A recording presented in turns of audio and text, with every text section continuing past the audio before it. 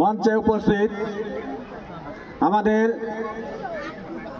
জেলা পরিষদের সভাধিপতি মাননীয়া লিপিকা বর্মন ঘোষ মহাশয়া, উপস্থিত আছেন কৃষ্ণপুর বিওপির কমান্ডার সাহেব, উপস্থিত আছেন যদুপুর 2 অঞ্চল প্রধান মোহাম্মদ সানাউল, উপস্থিত আছেন পঞ্চায়েত সমিতির মেম্বার উত্তম মণ্ডল, উপস্থিত আছেন পঞ্চায়েত সমিতির আরেকজন মেম্বার নাসিফা খাতুন, উপস্থিত আছেন ফুলবাড়ির মেম্বার কাশ্মীরা খাতুন, উপস্থিত আছেন HK কলোনির মেম্বার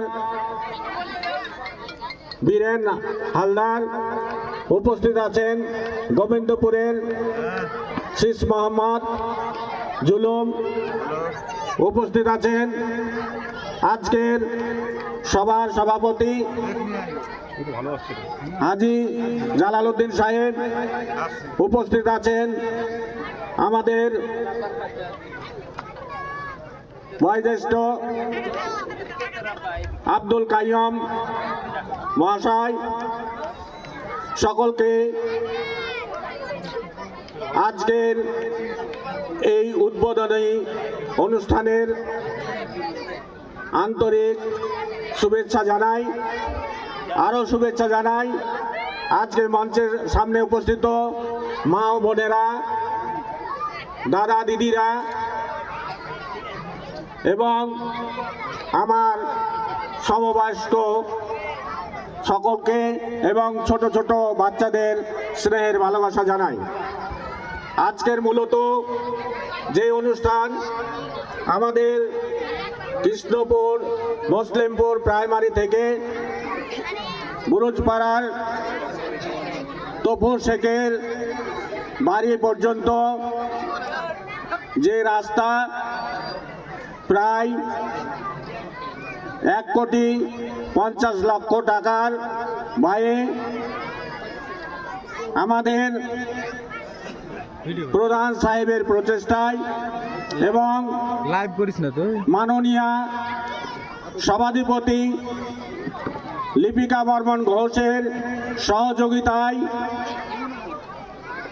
আমরা যে রাস্তা পেয়েছি সেই রাস্তার আজকে শুভ উদ্বোধন হতে চলেছে। আমরা সকলে প্রধান সাহেবের কাছে এবং আমাদের কাছে সব সময় কাজের আবেদন করে থাকেন। আমরা আপনাদের কাজ দিয়ে থাকি এবং আজকে যদুপুর 2 গ্রাম পঞ্চায়েতে আমাদের MLA নাই, আমাদের পার্টির MLA নেই, MLA আছে বিজেপি।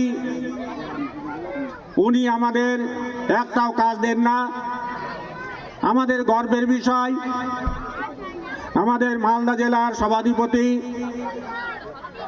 জেলা পরিষদ MLA যে কাজ করেন তার থেকেও অনেক বেশি কাজ আমাদের করেন। আমরা তাই আমি আপনাদের কাছে অনুরোধ করছি, আগামী যে 26শে বিধানসভা আসছে সেই বিধানসভার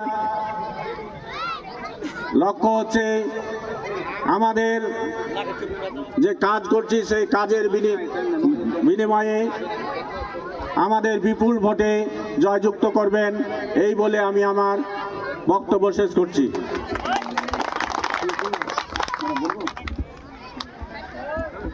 আসসালামু আলাইকুম। এবার আপনাদের সামনে বক্তব্য রাখছেন যদুপুর 2 অঞ্চল প্রধান মোহাম্মদ সানাউল সাহেব। আসসালামু আলাইকুম। প্রত্যেককে আমার সালাম এবং বড়দের শ্রদ্ধা।